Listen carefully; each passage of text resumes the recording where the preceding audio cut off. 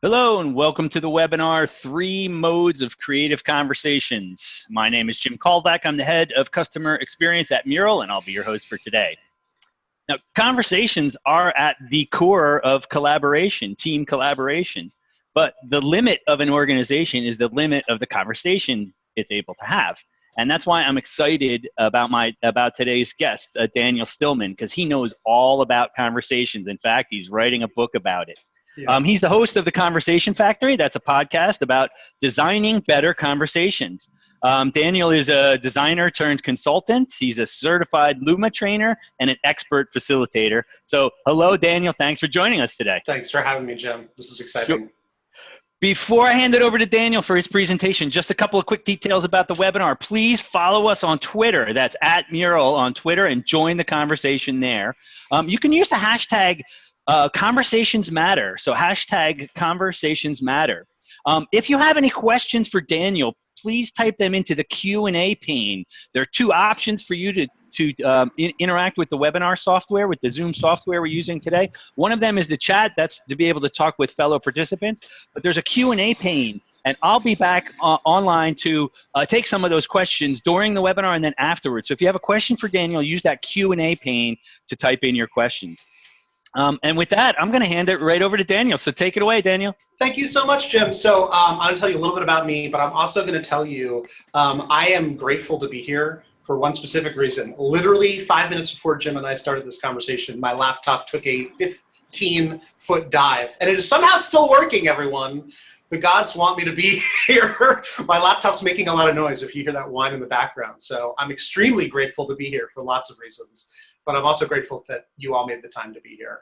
I am, a little bit about me, I'm a physicist turned industrial designer, an industrial designer turned user experience designer.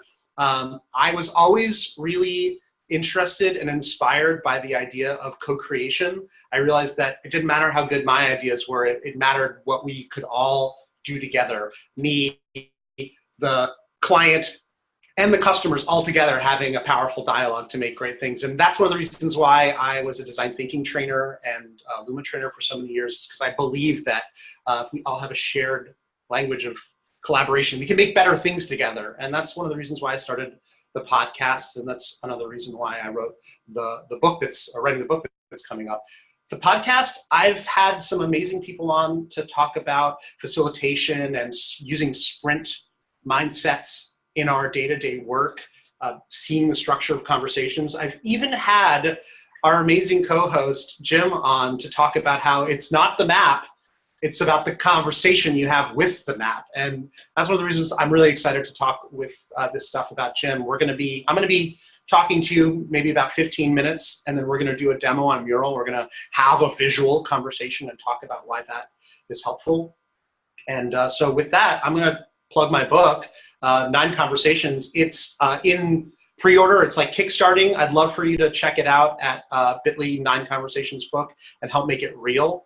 I'm going to talk about why conversations matter. I assume that if you're here, you probably already agree with me. Some of you have already reached out to me on LinkedIn and are like, I'm really excited that you're talking about designing conversations because conversations are an important thing. But maybe some of you need convincing, and I'm going to talk to you about why conversations matter. We're going to talk about which conversations matter, like which conversations we should be focusing on more in our work and in our lives. And I will actually talk about what a conversation is and break down a cybernetic model of conversations so that we can see them in a different way. And we're also going to talk about why conversations need to be designed. I hope that all sounds awesome. If there's any place else you'd rather be, I hope there's some Monty Python fans in the audience who actually get that joke. I hope you're excited to stick around for the next little while and talk about some of this stuff with me. So why do conversations matter? I believe that our lives are literally built one conversation at a time. Either won or lost, our lives are improved or degraded by the quality of the conversations we have. And as Jim said, our lives and our organizations are basically limited by the conversations we're capable of having. And for me, what I was hitting up, and one of the reasons why I dug into this stuff, is that I was teaching innovation at organizations, helping teams have better dialogue about the products they were going to make without changing the rules of innovation, without changing the organization design conversation, which honestly, for me, led to frustration, and maybe you've had that experience yourself. Conversations can be awesome. They can be productive or sloppy, chaotic. They can get stuck, but they can be forward moving, or they can be fluid and clear. And for me as a facilitator, it's my job to help get them unstuck, and also my job to make sure that teams can help themselves when I'm gone, that they have the tools to see their patterns and to change them for the better as they go on without me. What conversations need to be designed? I mean, you can design any conversation. I've used design thinking to design my family meetings using rose thorn bud and abstraction laddering maps. My mom is a gigantic design thinking fan. My brother drags his heels a little bit and is like, what's the bud all about? Like, but they all play along. It actually helps design the family meeting conversation better. What conversations am I allowed to design, and what am I not allowed to touch when I go into an organization as a consultant? I might agree with you if you're thinking right now that conversation design sounds a little pretentious, like isn't this just facilitation? And when I first worked with a group that called what they did conversation design, I thought the same thing, honestly. But I realized that calling facilitation conversation design honors the work that goes into making a great experience for a team to shift their thinking and to shift their conversations in a better direction. And it helped me start to think about my work in a different way, and it also started to unlock me thinking about what are all the other conversations that can be designed. So now Jim and I were talking about this when we were getting set up to do this, that I've cursed him with the site to see conversations everywhere. And it's great to see conversations everywhere. And it's important to realize, though, that there's a limit. Some conversations should not be designed. And this is a great example of not designing or over-designing a conversation. I love this headline. Millennials are ruining many things, including mayonnaise, apparently. But they're also ruining proposals with this engagement ring smartphone case. The idea is like, you pop it out when you pop the question, and you can like live stream your proposal. This is definitely over designing the conversation and putting a piece of technology in front of a conversation that maybe needs to just have just air in front of it, you know? I'm a big fan of this. I'd love if somebody's actually used this to please message me about it, because maybe I'm completely wrong and I'm just judging this completely harshly. So this New Yorker cartoon is absolutely hilarious to me because it shows a misuse of a really important interface that we all know and love in the design world, sticky note. Like, this is not how you use a sticky note. You don't just have one person whose job it is to like capture everything that a bunch of people are throwing at them, and then when it's full, it's done, right? But you could definitely design a conversation that way, and you'd get a very, very different result. If you shift the interface of a conversation, you shift the conversation. If you had all of your stand-up meetings at the beach, they would be very different. They would have some more openness. They'd have more energy. They might be more laid back and casual. One of the reasons we love templates and working at the wall with sticky notes is that it has durability and flexibility, right? And that's one of the reasons why I'm actually really excited that Mural is hosting this, because the interface and the space that a conversation happens in matters. And as I was thinking about designing conversations, I began to see interface and space as one of the easiest things to change about a conversation, to change it for the better. And a really simple example of that is a tale of 3 tables and 2 spaces. I walked into a workshop I was running with a team where it was supposed to be a collaborative work session. And this is how they had set up the tables. This setup says what? It says sage on the stage. This is a bunch of people all focused on me instead of focused on each other. And so during the first break, I moved the center table. I rotated it 90 degrees, and I put the chairs around. And when people came back from the break, they were like, wait, the room is different. What happened? Is this the same room? Right? This room is about collaboration. It's about interaction.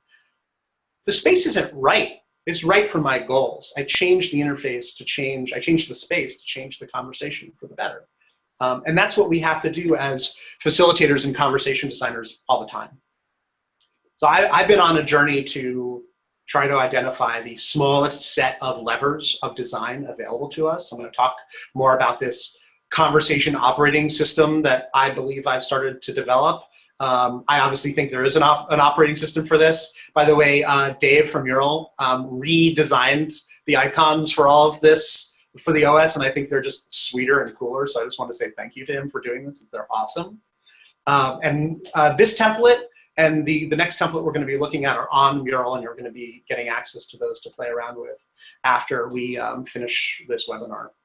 So we've talked about, hopefully you agree with me that conversations matter. I'm going to talk about the structure of conversations. I'm going to then talk about the 9 conversations and sort of how I came up with them that are in the book. We're going to do a demo on Mural. Jim has courageously volunteered to do some reflective work with me on Mural using one of the tools from the book. And then I'm going to talk about the 3 modes of creative conversations. And then we're going to kind of get out of here, which is pretty exciting. Hope you're all still with me. Jim, anything I'm missing so far? All right, I just got the thumbs up. So a conversation, this is a simple model. This is adapted from some cybernetics work of Professor Paul Pongaro had on the podcast. I learned a ton from that man. A conversation is an invitation, right? You start a conversation by saying, hey, I'd like to talk. And you send that invitation through an interface. And that interface starts a thread, right? We build the thread of a conversation. This is a word I think we kind of use casually, but in conversation theory, there's actually ways to define and measure that thread. We take turns to build that thread, and then hopefully we find a cadence for our work. Those 5 components are what make up the core of the dynamics of a conversation. And once I started to see a one-on-one conversation as this thread with a cadence through an interface where 2 people are talking about their goals and they somehow come to some agreement or some communication. We share our eternal thoughts and we build alignment. You start to see conversations everywhere. This is a UX designer talking to a UX customer where I as a designer want to make something awesome and my customer wants to use something awesome. The interface that we're communicating through is not directly, it's indirect. Through the product, the interface is the product. And if that thread and that cadence is fast, then we're doing it agile. And if it's slow, we're doing it waterfall. A lot of the stuff that you're probably absorbing out there about lean and agile is really just how to develop a better ongoing conversation with your customers. Also, when you're thinking about a leader working with the team, the lead's thinking, I want to build an amazing product, and that sparks in everybody in the team a different image. And that team has to have a conversation. And what is the interface for that dialogue? Is it Slack? Is it OneNote? Is it Mural? Is it a wall? What is the appropriate cadence for that communication? That's leadership. That's leading product design. And so the structure of conversations, I think it's pretty simple. Why 9 conversations? I have to sort of explain this. So when I was sharing the book title with people, a lot of people were like, why can't it be 3 or 4? 9 seems like a lot. Can you cut it down? And I was like, I'm sorry, I can't, because it's based on some thinking that I did where I was thinking about big versus small conversations. They're different. When I'm facilitating 3 people, it's very different than when I'm facilitating 20 people, right? When I'm facilitating 20 people, that's very different than trying to change an organization of 400,000. And so conversations big and small are different. And there's ones that happen internally to a corporation or externally to a team. And that, for me, started to give me these 4 core conversations. And I think they're real. They feel real to me because there's been literally books written about each one of them. Like Crucial Conversations is about how to design better one-on-one dialogue when things are tense. Or Radical Candor is another way to get better one-on-one dialogue working. The 5 Dysfunctions of a Team. These are great books about how to get a team to have a more functional relationship. Or Collaborative Intelligence is another way to think about how to get a team having better, productive, creative conversations. The Art of Community. For me, this map helped me realize that I had some big pieces missing. For one, taking care of myself, giving myself time to think and to reflect. And then I started to think about the conversations that connected these things. For me, designing the conversation was an inspiration around facilitation. Lean startup, an inspiration around designing better offerings. The Inner Game of Tennis, there's tons of books about mentorship and coaching. Anybody read Time to Think? what an amazing book about making space to actually think. And for me, my focus has always been facilitation and helping teams develop better products and to launch them with their communities. But this map also helped me to see my blind spots, making time for mentorship and coaching and processing. So, and this ninth conversation, this conversation that holds the whole thing, organization and culture, which defines what questions we literally cannot ask, the way things are done around here. The fifth discipline, a classic about having a learning organization, reinventing organizations, another. And so each of these 9 conversations matter. Each one of them are an entire book. And it's definitely foolish for me to think about all of the 9 at once, which is why Jim and I are gonna switch to Mural. And we're gonna talk about which one of these matter. These 9 I've put together on a sort of what's on your radar, Luma style template. We're gonna switch interfaces. And we're going to go into Mural, and Jim and I are going to have a conversation about which one of these conversations is his biggest focus, where his roses, thorns, and buds are. And then we're going to talk about what his primary, secondary, and tertiary concerns are in each. And Jim, you can go ahead and switch whenever. All right, let me whenever you want to. I'll just take the screen sharing here. Let me know when you're seeing my screen, Daniel. Yeah. Ooh, I see it. And what Jim and I are doing is we're taking like a very complex conversation and we're breaking it down into some more smaller, discrete conversations. And I think the visual component is going to help that. So, all right, Jim. Jim is being very, very nice by lifting up his skirt/kimono, whatever sort of slightly weird term you want to use to describe him being vulnerable with us. So I just want to say thank you, Jim, first of all. No like, problem, seriously. No problem. I know it comes with the territory, I guess, but still. So like thinking of these 9 conversations, which are the ones where you're like, I am killing it at this? Like this, right. What are my roses where I'm like, well, let's, not that we shouldn't talk about this, but if we were going to use like an appreciative inquiry approach and think about like, here's where I have my tightest design principles, like where I literally feel like I know what I'm doing here. All right. Yeah, David made a nice key here. I just copied over the rose, thorn, and bud. I'm going to zoom out. And let's see, we're going to look at the 9 again. So, and I was thinking about this as you were talking. So I'm going to put a rose on team. Maybe that's just because we had a team outing, but in particular my team, the customer experience team. And I think even though we're completely distributed from California to Europe and then South America, I think we have pretty good conversations. Talk about interfaces. We use Slack a lot, and I think that's a game changer. I'm just going to park that here just so I remember that. Okay.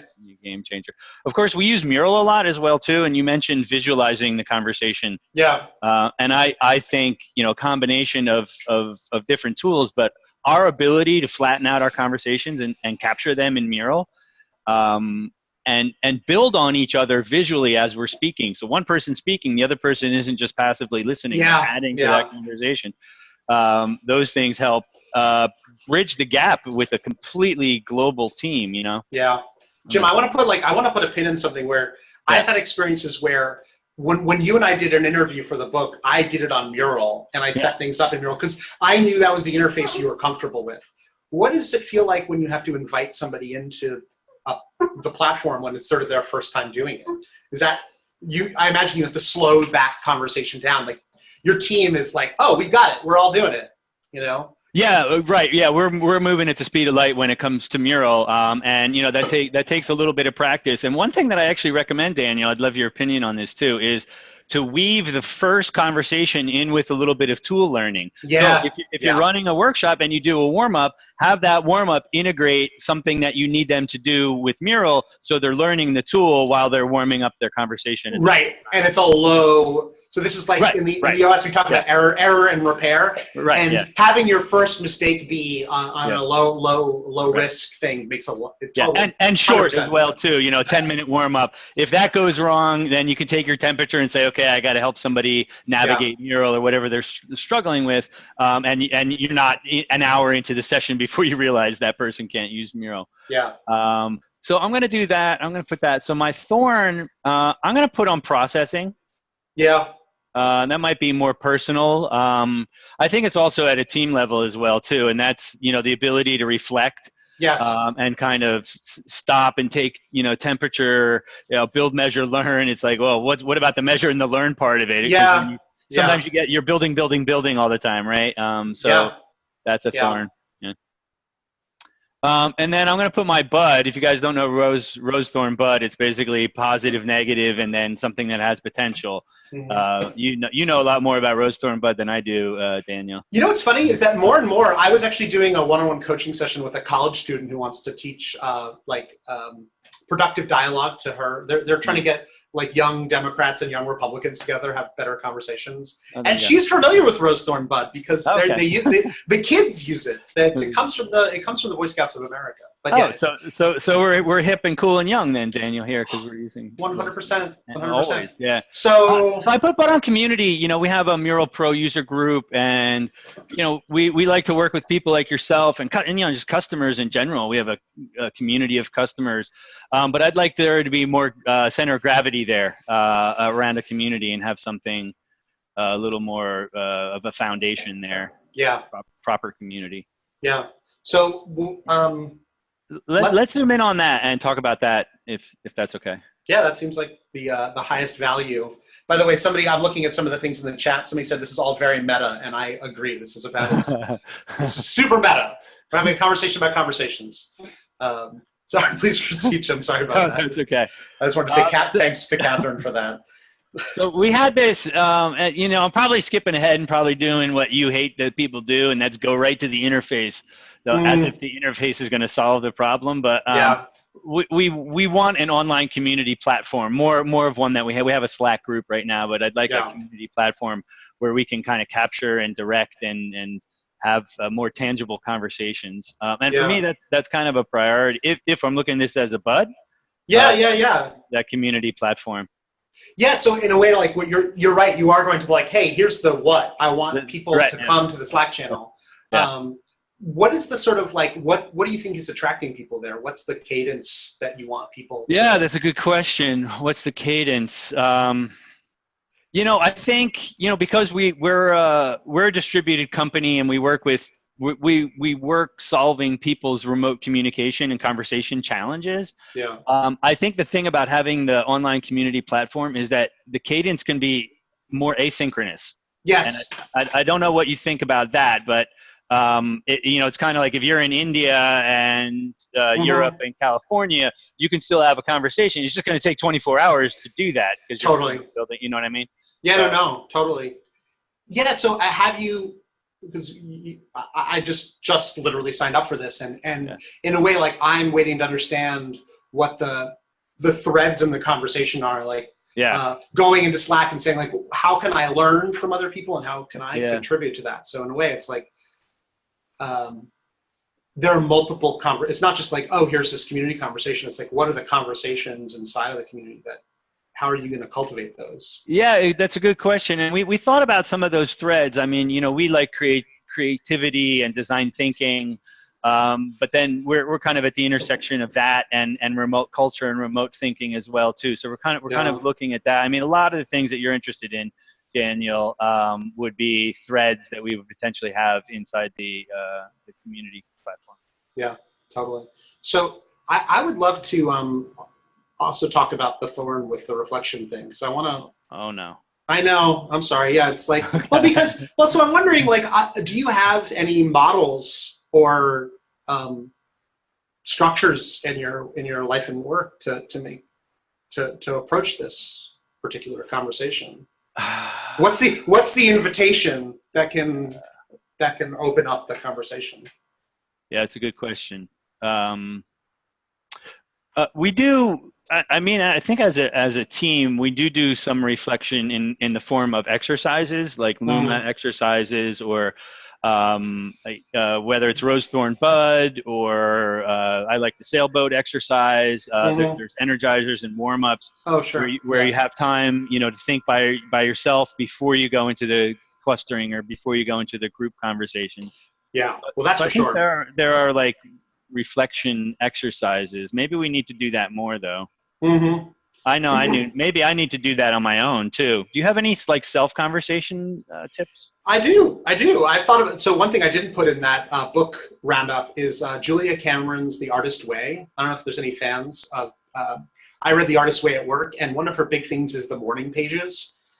Just 3 pages of longhand stream of consciousness, just to like pull. It's actually using an interface for the dialogue. So I just interviewed somebody about this, and what they do is like just put on white noise, and they just try not to get on their phone in between appointments. Like that's where they make time to think and process, which is a pretty good. Honestly, I think that's a pretty good practice. Yeah. But it's not a disciplined cadence. Whereas like Julia's thing is once a day, every day. I went to a workshop of hers with my mom, and anytime anybody said, "Oh, I've got an issue with blank," she was like, "Are you doing the morning pages?" And if they're like, "Sometimes," she'd be like, "Go do the morning pages." Yeah. I'm not didactic about that. I also think I periodically do my like evening gratitude journal. That's a pretty good one. There's the 5-minute a day journal. There's a lot of really good journal formats, I think, that bring those reflection exercises in day to day. Yeah, that's great. We're actually looking at some of the work of BJ Fogg, who's behavior change, and he talks about habits, doing the same thing, even if it's only a minute a day, but doing it every day is the more important thing. Yeah. Than taking a big chunk of time. Once in a while, right? So here's why. Yeah. By the way, a conversation builds the thread, and the longer the thread builds, the stronger it is. Like I had the experience of meeting an old friend from junior high school I had literally not seen for 30 years. And as soon as you see their face, you're like, come here, like, come on in. Yeah. Some threads are that strong, but I think with this, like having that meditation practice, it builds over time. And I think a lot of the leaders I talk to either are really strong on it or it's totally missing. It's like, it feels like it's, sorry, go ahead. No, that might be a good place to end because I'm going to bring it back to Mural. And when we talk about how do you get to use Mural a lot, it's like make it a habit. Right? And what we try to do is every time you have a meeting, visualize that meeting and set up a little exercise in advance so that you're visualizing that conversation in Mural, and just do that every time with your team. A lot of the people on the call are probably change makers and they're looking for new ways of working. So be that person that gets your team that has those good habits, right? I agree. And I think calling out the fact that it's going to be hard is worth doing. You're like, it's not going to be natural. It's not natural. And also, whatever, there's nothing natural about sticky notes and whiteboards. We've learned how to use sticky notes and whiteboards. When I went to a negotiation intensive at Harvard like last summer, and I tried to use sticky notes in my negotiations, people freaked out. Yeah. Lawyers don't use sticky notes. And guess what? It made me a better negotiator. Right. Slowing the conversation down, flattening out the issues, and making a map of things. So I agree 100% that learning a new interface. Bye, Judith.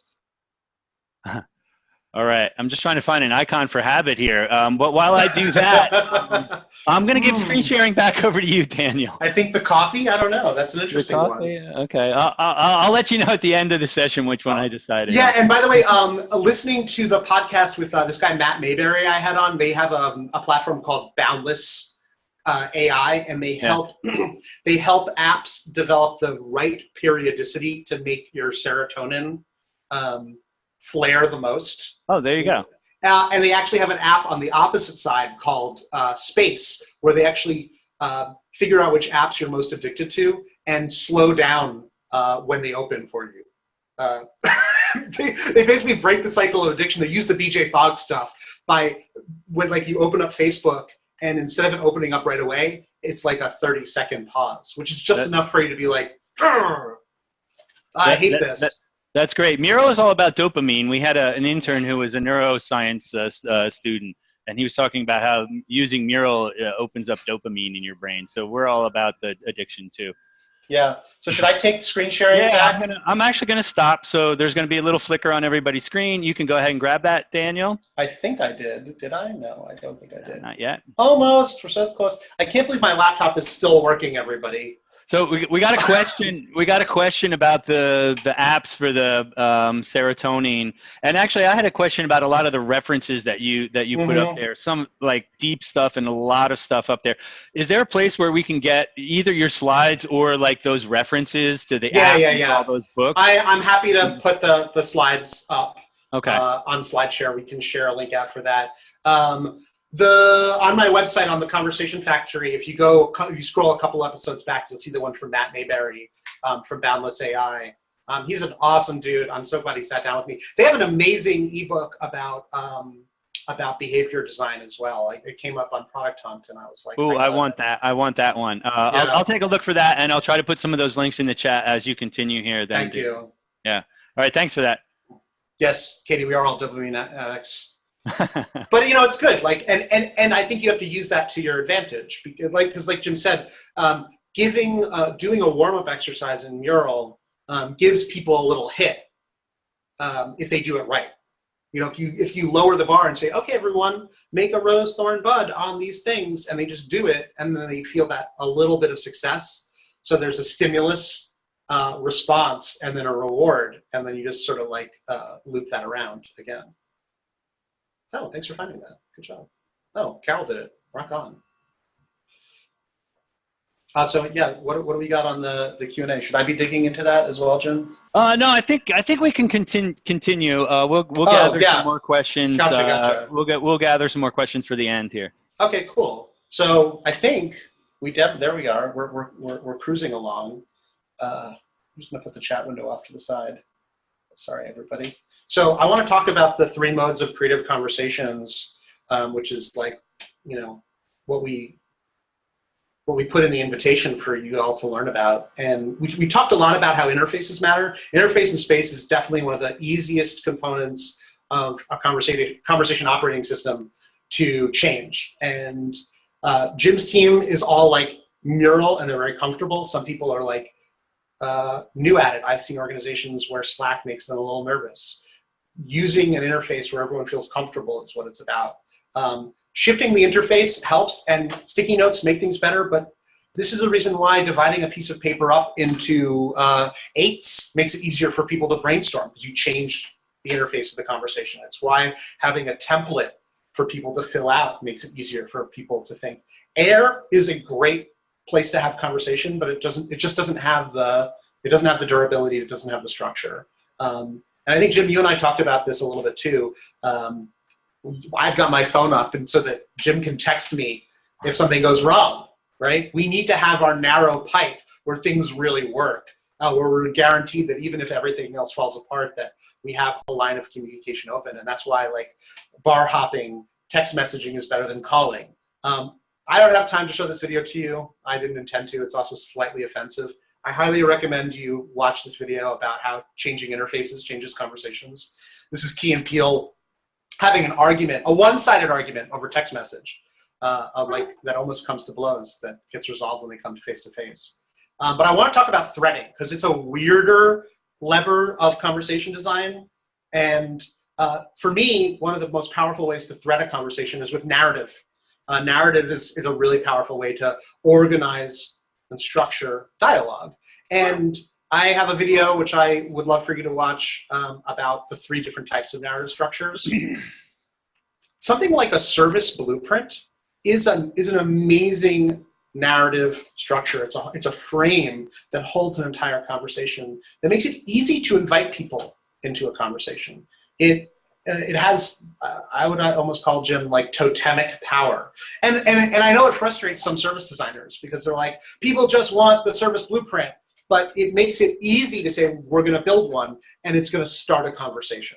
And we're going to open and explore and close on the service blueprint. We could also say, let's do a business model canvas. Here's a narrative thread. Let's do a workshop where we build a business model canvas. As soon as you say that to people, they go, oh, I can see the shape of that conversation. There's a thread holding all the things we're going to do together. And it has some outside power that we can invoke in our work, like the Google Sprint, where you can tell people it's a New York Times bestseller. Whatever the challenge is, at the end of 5 days, if we follow all the steps, we're going to learn something, and things are going to be better on the other side. if we just follow this thread of the conversation and build it over time. Conversations are a messy creative process, but we know that giving those messy conversations phases helps guide that conversation and break it up. Discovering what the other person wants and needs, trying to define what the key issues are, developing solutions, and hopefully delivering on some things. And for the savvy amongst you who have seen the Double Diamond, you know that this is another great way to sell work, to define work, both internally and externally. I think it's one of the reasons why design thinking is so popular, is that it's very easy to say we're going to use this way to structure our conversations. But I think it's really important to take a step back from all these pieces and say, this is one of my favorite quotes from Van Gogh: you should not quench your imagination, your inspiration, your imagination. You do not want to be a slave to your model. So all these models are helpful as a way of defining conversations, but at the core, there is what I would call the creative process. And this is a wonderful drawing from Dave Gray, who wrote the amazing book Game Storming, which really influenced me as a young facilitator to realize that there was not just this divergent and this convergent energy, which the Double Diamond talks a lot about, but that there's also this need to create this emergent space in the middle. And realizing that some people love closing and some people feel comfortable opening. Almost nobody feels comfortable exploring. Exploring is the messy middle. It gets people a little bit squeamish. There's a wonderful book called The Manual for Participatory Dialogue, and they talk about the groan zone being this middle part. And so for me, the three modes of creative conversations that I use when I'm mapping any important experience that I'm facilitating is to think about opening, exploring, and closing. And it's dead simple, and it's not supposed to be complicated. I love these words because I think they're very human words. And I broadcast this to people. I say, we're going to open on the challenge. We're going to diverge. We're going to explore all the options. And then we're going to close. And we're going to do it in the time we have. If it's an hour, 2 hours, a day, a week, or a month, I'm going to divide the time between opening, exploring, and closing. And I use my space to support that narrative thread. So I'll have one section. We're going to open on defining who the customer is.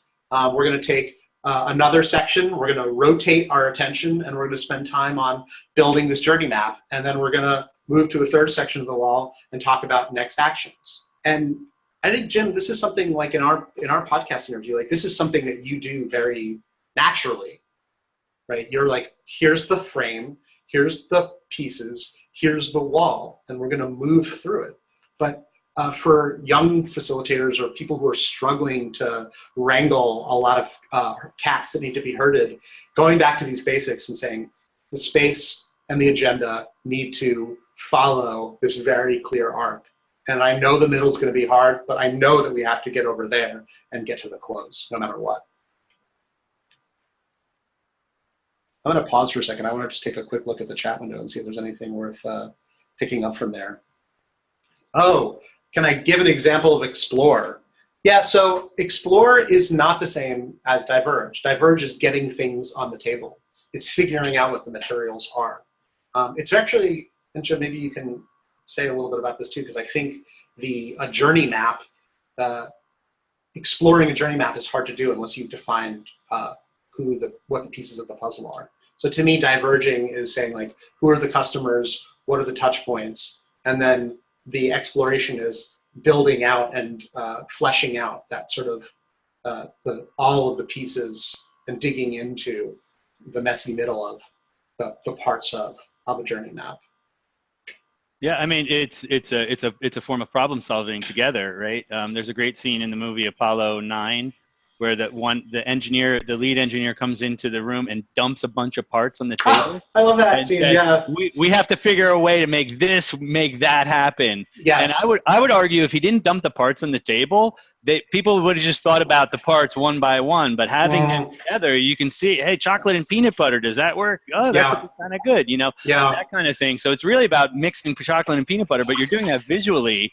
with something as fuzzy as an experience or a service, you know, these Mm-hmm. things that don't have the tangible components to them. So that's why I map and advocate that other people map, is to make something that's fuzzy tangible, but then you have the parts that you can grab onto and talk about. Absolutely. And I agree with Renata, because when you think about the design thinking model where it's just diverge and converge, it's very easy to say, like, okay, so we're still diverging because those engineers took all those parts and probably tried 5 or 6 different things. So that looks like continuing to diverge. But what they're really doing is they're exploring what's on the table.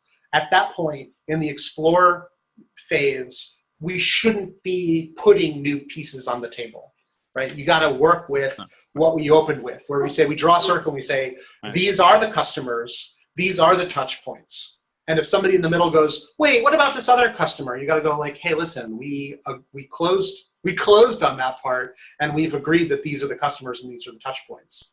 So it's breaking up those agreements and those conversations into little pieces and opening, exploring, and closing on here are all the personas that we're going to address in this piece.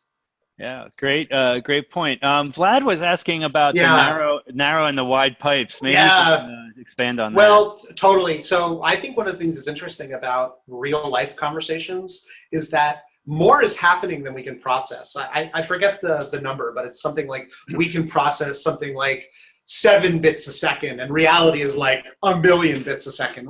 There's a lot coming at us. And so we do selectively give our attention to certain things and not to others. One of the things that's interesting about facilitating workshops in person is that it's very easy to switch modes from the wall to body language and facial contact and vocal communication. You can just do some eye contact and a nod, and you're like, okay, yeah, I'll put that up. We talked about this as well, Jim. Like, having mixed interfaces is really, really hard. And one of my clients just sprung this on me, that I'm doing a workshop in a couple of weeks where half the people are going to be in person and half the people are going to be everywhere else. Yeah. And that's going to be really hard, because some people are on this fat pipe where there's like 1 million interfaces and we can switch through them one-on-one, and then half the people are going to be on this much, much more narrow band of communication that I'm going to have to feed them information very carefully, one thing at a time, because I can't put stuff up on a wall and say, so here's this and this is over there, and I might plant, I can't change things on the fly as easily because I can only throw one thing at them at a time.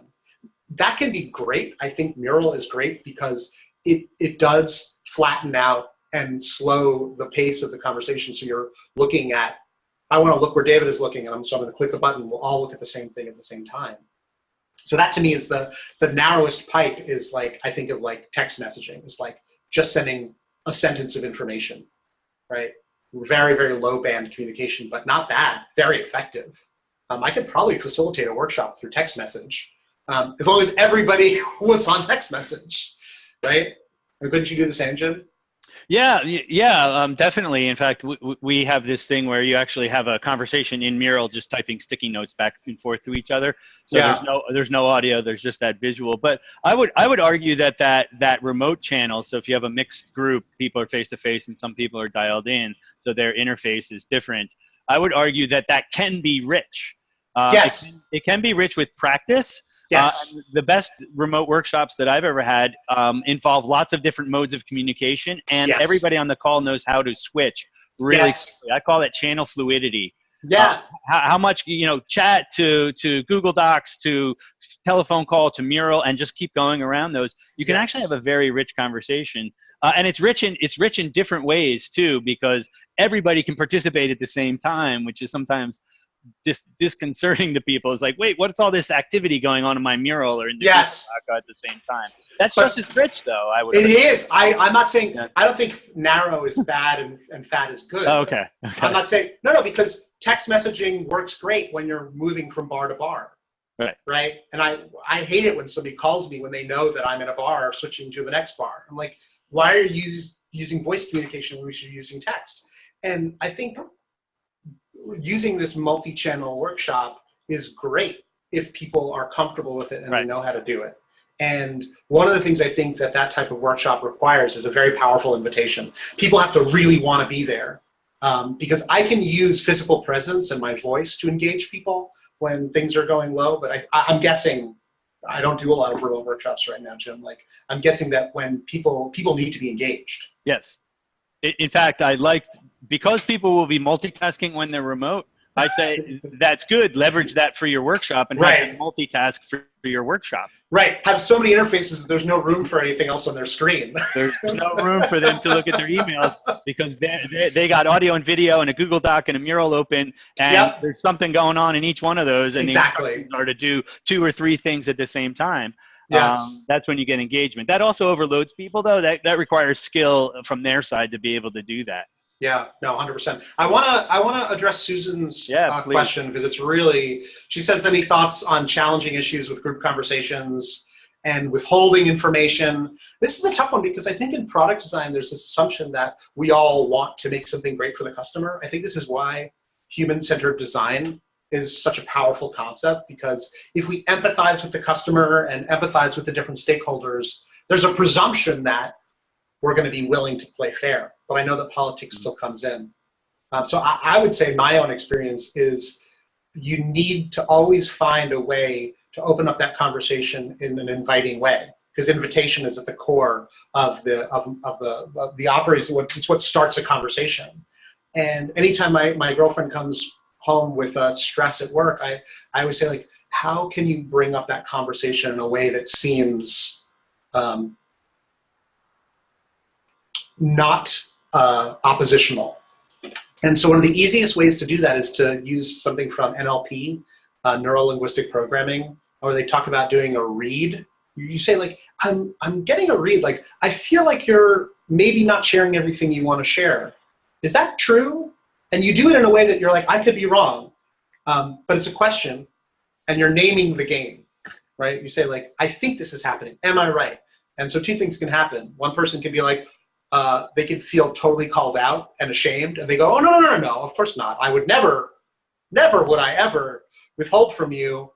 And you're, by being nice and seeming to be naive a little bit, people are willing to sort of open up. Or they go, like, yes, I don't feel comfortable telling you that. And you go, oh, tell me a little bit more about that. I think we feel that avoiding these conversations will make them better, but it can't possibly. Remember, one of my first points, we're limited. We are defined by the conversations we can't have. And so asking somebody, like, I'm feeling some tension with you, like, I don't want to, like, how can we make sure that this gets smoothed out, is risky and vulnerable. And I'm not pretending it's not. But I think you have to take the risk, because otherwise nothing's going to change. Somebody has to be willing to step. Sorry, go ahead, Jim. No. I was going to say, how does that work out in remote teams? Because we just got a question about trust. Yeah. So to kind of open up that fuzzy topic that you just talked about, being open and stuff. And I think trust is part of that. How does that play out with remote teams? And I know you do a lot of face-to-face stuff, so happy to jump in here. But please do. What do you think about trust in conversations in general, and then how does that play out in remote context? Yeah, I still say that invitation is the key. The invitation is how to open that conversation, right? You think about, I want to open and explore this thing, and if you don't have shared goals, that's a way to sort of fix things. So, like, an invitation can actually start with the goal in mind. You say, like, hey, listen, I'd really love to talk to you about this thing because I want to work it out, and I'm hoping that we can find a way to make this, to seal this breach. How does that sound? If they say, I'd be open to that, then you can proceed. One of the worst invitations you can send to somebody is, like, hey, we need to talk. Sending a text that says we need to talk. Because we're like, what does that mean? About what? And is it the worst thing I'm imagining? Because I'm imagining the worst thing right now. And so an invitation that includes what the goals are, that includes the interface we're going to have in it and why, and being generous about it, I think is the best way to do it. For me, this sort of the thinking of these conversations as a 3-act play where we're going to open, explore, and close, to say that there's going to be rising action. There may be some tension, but we want to get to this resolution. broadcasting that opening, exploring, and closing, broadcasting your attention, your intention to somebody, I think is the best way to get them to step into a conversation, to just be really open to say, I'm going to take you on this journey if you're interested in coming on this journey with me, and treating the conversation like a little quest you're going on together. Is that everything that I wanted to talk about? Is that true? Is that chat? Yeah. So I'm just going to summarize the couple of things we talked about. Conversations are experiences that can be designed like any other experience. I think that's what I'm saying here. It's like, use all of our tools of experience design. And I assume there's a lot of people here who are experience designers in one way, shape, or form. It's just use our tools of experience design to design the conversation for the better. Think about the interface that you're using and switch interfaces, right? That's one of the best ways to make the conversation work, is just change interfaces. Go from a fat pipe to a thin pipe, or a thin pipe to a fat pipe. It doesn't matter. It'll just shake things up. Increase the cadence. That's why a call is better than a text when text is breaking down, because pauses work, and you can slow things down, and you can use your tone of voice to communicate stuff that you can't communicate via text, no matter how good you are with emojis. And I think it's just understanding the structure. Slowing down a conversation that's going to pot is worth doing. Like, that's one of the best ways also to say, like, hey, whoa, it feels like everything's falling apart. How do we fix this? It's okay to say that. It requires someone to be brave enough to ask that question. I don't know. I think that's pretty much, this is like, I would love to talk about turn taking, because that's a great way to fix conversations too, to think about who's talking when. I would direct you guys to that videos and to think about which conversations matter. But that's all. Those are the last couple of slides that I wanted to share with people and plug the book one more time. But then I think we can just use the last of our time for the rest of the Q. I see there's another Q&A that's coming. Yeah, got another couple of questions in there. First, I just wanted to let everyone. Oh, sorry. We're recording this, and we're going to throw it up on our blog. So we'll have on our blog, we'll have this recording along with Daniel's slides. We'll try to get some of these references, lots of good names that you dropped here. We'll try to get some of those up on the blog. So that's blog.mural.co. I'll put it in the chat here again. I typed it in earlier, but check back in a couple of days, and we'll have this all back up there for you to rewatch, or if you want your colleagues to take a look at this, you can point them there as well too. Yeah, you can also just email me, seriously. Jim, thank you for this conversation. It's really interesting. Like, this stuff is like, I'm a total dork about this stuff, so it's nice to talk to somebody who's as passionate about these nuances of organizing and designing conversations for the better. Yeah, no, it's absolutely fantastic to be here. I enjoyed being on your podcast, particularly talking about mapping and journey mapping. And those topics that interest me a lot. I think if I put like my Mural hat back on, I tend to think about remote situations and visualizing those conversations as well too. And I just wanted to make one point about the story arc. One thing that we see using Mural as a platform for your remote conversations, for your remote workshops, is that you can actually map it out in advance spatially. You can take a Mural and say, we're going to do these 5 things.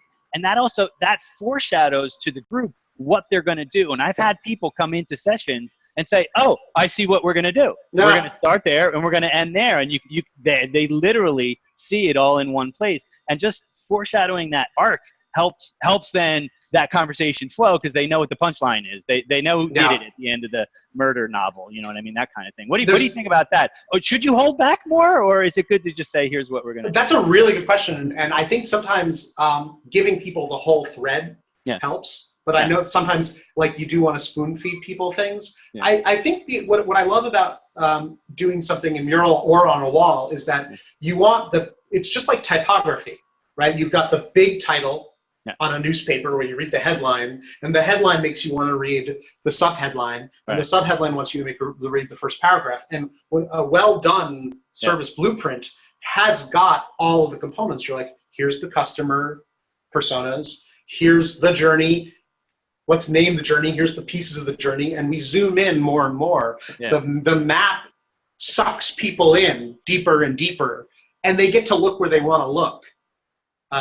And when they are done, everything is there. It's all one big picture. So I agree with you 100%. I think giving people enough of the picture so that they feel excited to step in that's the facilitator's job. It's like revealing enough that it feels like, okay, I'm into it, versus like, you don't want to tell them every little piece that's going to happen, because then it's boring. Right. That's for sure. That's great. Lots of questions about your references and all of this material. I'm assuming you're encapsulating a lot of this in the book. Yeah. I mean, it's like, it is tough because, as I said, like each conversation is like a whole world.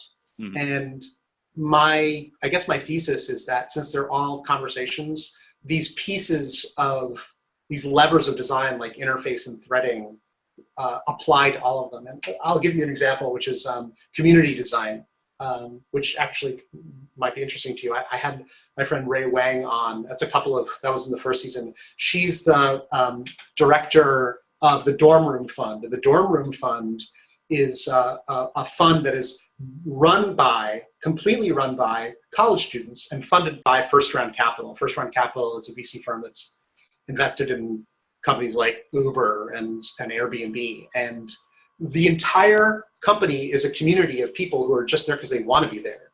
And she has to make sure that when the seniors graduate, their knowledge gets passed on to the freshmen that are coming in, right? And she's very thoughtful about cohorts and helping cohorts help other cohorts, which felt a lot like threading, like building a thread. Like, oh, I'm this cohort and I'm connected to my cohort and I'm going to pass the baton to the next cohort. She applied just naturally some components of narrative storytelling and threading into her community design that helped it develop some coherence. And so to me, it's like, I'm a very meta guy, and maybe it's my physics background. It's like, I want to see the principles at play regardless of conversation. Gotcha. One last thing I want you to respond to in an elevator style answer. At the beginning of the webinar, I said the limit of an organization is the limit of the conversations it's able to have. I got that directly from a quote from you. Yes. What does that mean in a couple of sentences? Well, if I was talking to somebody on a podcast a couple of weeks ago where she was like, how do we help teams have better negative critique? Because everyone's being too soft on each other in their critiques. And so that's a perfect example of if in an organization everyone's like walking on eggshells, then you're never going to say the things that need to happen, right? That's one of the reasons why Radical Candor is a book that people have really glommed onto. It's like, I want to say something that matters, that needs to be said, and I want to do it in a way that works. Similarly, there are some organizations where they are all too negative, right? They only say negative, and you never get the positive feedback you need to do to make things better. Okay. And so that's one of the reasons why Rose Thorn Bud is so interesting as a cultural language, because it hits on all those types of feedback that people need. Gotcha. I see we're at the end of the time. We're at time. So thanks so much, Daniel. It's always a pleasure. Thank you, Jim. Appreciate you sharing this information with everybody on the call. We will be putting this up on our blog. So if you want to go back and review this, you can come back to blog.mural.co. Check out Daniel's website as well, too, The Conversation Factory. A lot of good stuff there. Thank you so much, Jim. Thanks, Daniel. Thanks, everyone, for joining us. Thank you, everyone. And with that, we're going to end the session today. So have a good rest of your day, everybody. Bye-bye. Good luck out there. Thanks, guys. Bye.